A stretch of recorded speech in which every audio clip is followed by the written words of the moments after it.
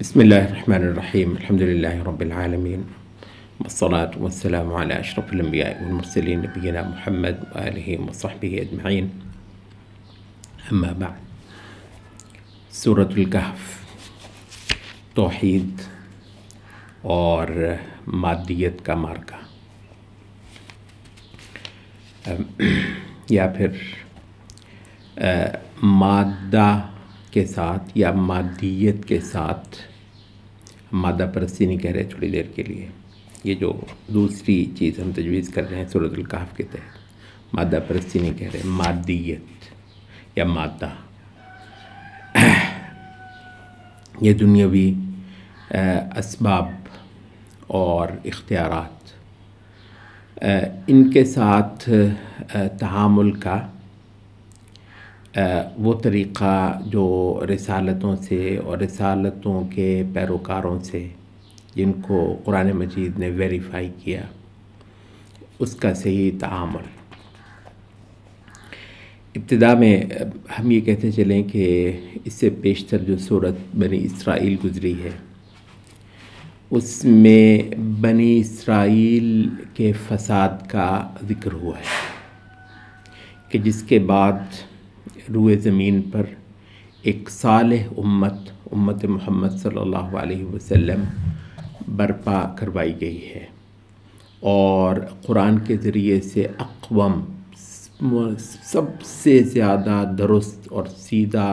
اور کھڑا اور مضبوط اور مستحکم طریقے بندگی انسانیت کو عنایت کیا گیا،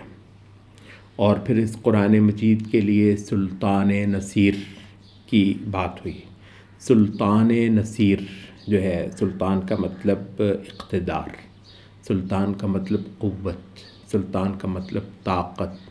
سلطان کا مطلب چھا جانا اور اوور پاور کرنا باطل کو، اوور پاور کرنا باطل کو۔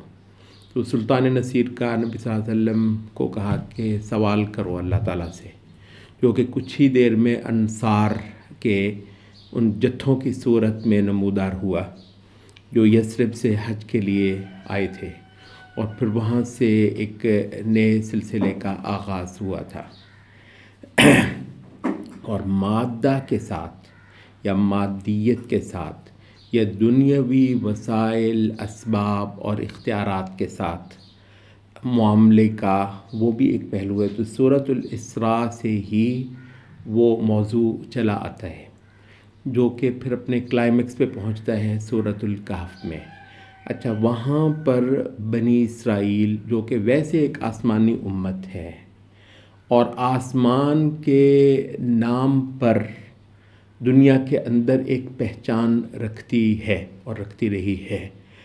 اس کا فساد، جس کو آسمان ویلیڈیٹ نہیں کرتا، جس کو آسمان اون نہیں کرتا، اور اپنی آخری تنزیل کے اندر اللہ رب العزت نے اس کے وہ سارے معاملات جو کسی وجہ سے اس کا خدا کا نام لینے کی وجہ سے خدا سے منسوب ہوتے، ان ساروں کی تصحیح کر دی، جس کا ایک نمونہ سورۃ الاسراء کے اندر ذکر ہوا ہے۔ اچھا، تو وہ کیا ہے سورۃ الاسراء؟ اس میں بنی اسرائیل کے فساد کو، جو کہ آسمان کے نام سے منسوب ہوتا، اس کو نگیٹ کیا گیا۔ اب آتی ہے سورۃ الکہف، تو یہاں پر جو ایک دوسری امت ہے آسمان کے نام سے، آسمان سے منسوب اور آسمان کی نمائندگی، اور کسی معنی میں اس نمائندگی کو آسمان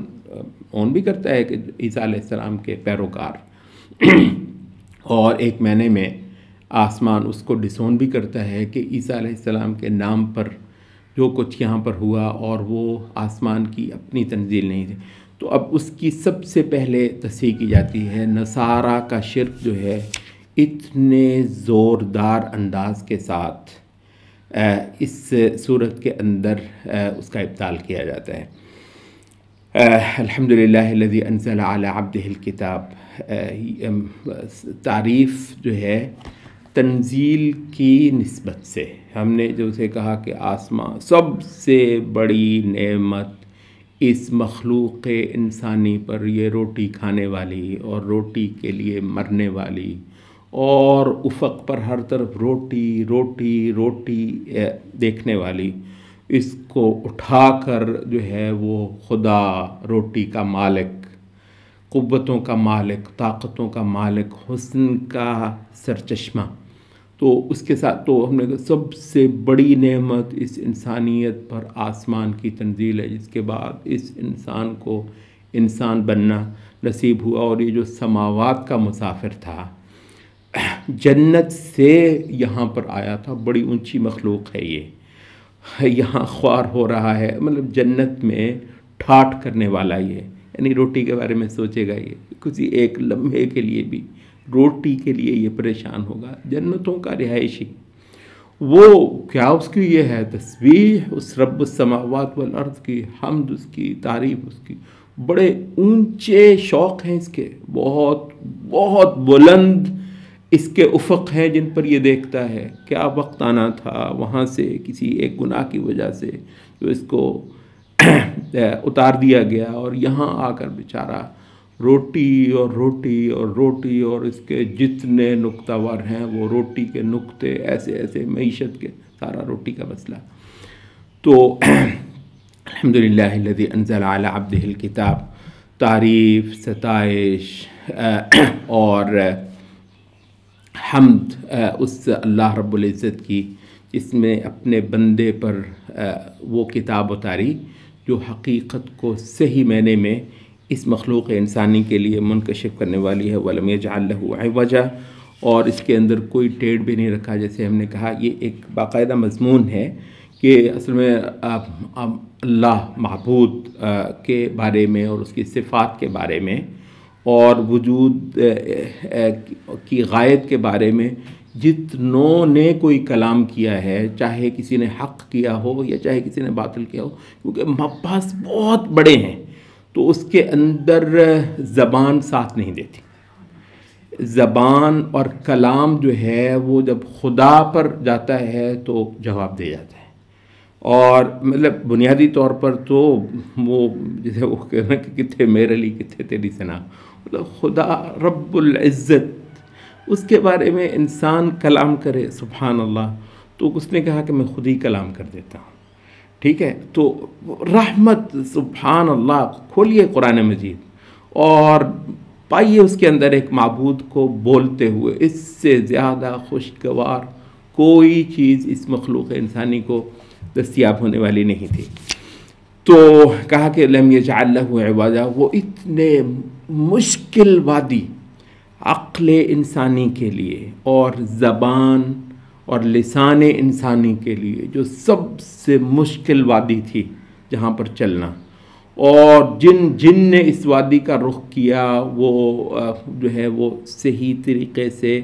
ایک مضمون کو بیان تک نہیں کر پائے، سمجھ تک نہیں کر پائے، اور اکثر و بیشتر جو صحیفے اور جو کلام کے نسخے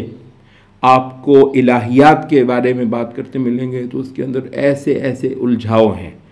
سبحان اللہ، اتنا سادہ، دل نشیں، آسان کلام، وَلَقَدْ يَسَّرْنَا الْقُرْآنَ لِلذِّكْرِ فَهَلْ مِن مُدَّكِرٍ، تو کہا وَلَمْ يَجْعَل لَهُ عِوَجًا، سبحان اللہ، الہیات کے بارے میں کلام فرمانے والی ایک کتاب جس کے اندر ایسی کوئی ایسا الجھاؤ ٹیڑھ جو ہے وہ نہیں،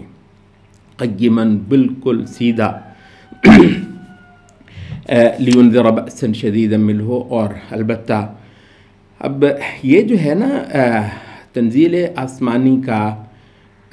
یہ ایک باقاعدہ، یہ جو بہت سارے طبقے مذہب کے ماننے والے، وہ جو ایک اللہ لوگ قسم کا ایک ہے نا ایک اسکیچ سا جو مذہب کے حوالے سے فوراً ہی آ جاتا ہے، کسی حجرے میں بند اللہ اللہ کرتا ایک مطلب انسان، اس سے جو ہے وہ اسے اس جہان سے تقریباً کوئی سروکار نہیں ہے، تو سبحان اللہ، مطلب کلائمیکس ہے عبادت کا بھی، سجدوں کے حسن کا بھی، اور خدا سے لو لگانے کا، وہ اپنی جگہ پہ ہے، اور اتنی ہی قوت سے باطل کی ہر شکل کو مٹانے کے لیے، سبحان اللہ، مطلب جیسے کسی نے کہا نا کہ وہ ہاتھی، اندھوں نے ہاتھی کے جس حصے کو لگایا ہاتھ یا لگا ہاتھ، تو انہوں نے اسی حصے سے، اسی جہت سے ہاتھی کا وصف بیان کر دیا. تو یعنی عین اسی طریقے سے یہ بالکل ایک درست بات ہے کہ یعنی اتنے بڑے بڑے یہ اس کے اندر مضامین ہیں. تو جس نے تو وہ عبادت کی چاشنی اور عبادت کی وہ جس کو آپ روحانیت کہتے ہیں، اور وہ جو گم ہو جاتا ہے انسان ولا شبہ، یعنی ہم نے کہا تھا وہ نماز کے الذین یؤمنون بالغیب ویقیمون، غیب کے ذکر کے ساتھ ہی یقیمون الصلاۃ، ہر چند ساعتوں کے بعد یہ اس مادی جہان سے نکلتے ہیں اور غیب والے جہان کو ٹٹولتے ہیں اور اس کے اندر گم ہی ہو جاتے ہیں، اور اس وقت یہ دنیا میں نہیں ہوتے. یعنی حقیقتاً اگر آپ کو کبھی اللہ عطا کرے کوئی بڑی مزے کی نماز، تو حقیقتاً آپ اس جہان میں نہیں ہوتے، آپ کسی اور جہان میں ہوتے ہیں. تو وہاں سے وہاں جاتے ہیں. تو جس نے کسی نے وہ جہت دیکھی اس دین کے اندر، اس نے کہا کہ اسلام تو ہے ہی خدا کی تسبیح اور عبادتیں اور گم ہو جانا ایک اور جہان میں اور اس جہان سے نکل جانا. تو اس نے اس جہان کے لیے کچھ نہیں چھوڑا اسلام میں. اور دوسری طرف جس نے دیکھا سبحان اللہ، یہ اسلام سارا معاملہ کرتا ہی اس جہان کے ساتھ اور اس کے باطل کے ساتھ اور اس کی قوتوں کے ساتھ، اور اس کے اندر جو ظلم اور فساد ہوتا ہے سارا سروکاری اس کتاب کو اس کے ساتھ ہے. تو اس کا ہاتھ وہاں پہ اس نے اس کو یا تو مارجنلائز کر دیا یا تقریباً انکار ہی کر دیا ہے، کچھ چھوڑا ہی نہیں اس کا. تو ایک تعبیر ہے اسلام کی جو ہے نا محض قوت، مادی قوت پر سٹریس کرتی ہے، اور ایک تعبیر ہے اسلام کی جو روحانی قوت پر سٹریس کرتی ہے. دونوں الگ الگ جو ہیں سرے سے اسلام کا نہایت غلط اور بدنما تعارف ہے، اور جہاں یہ اکٹھے ہوتے ہیں تو سبحان اللہ وہ ہے دین انبیاء.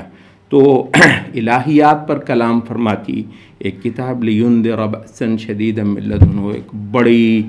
سخت پکڑ سے باقاعدہ انذار اور خبردار کر دے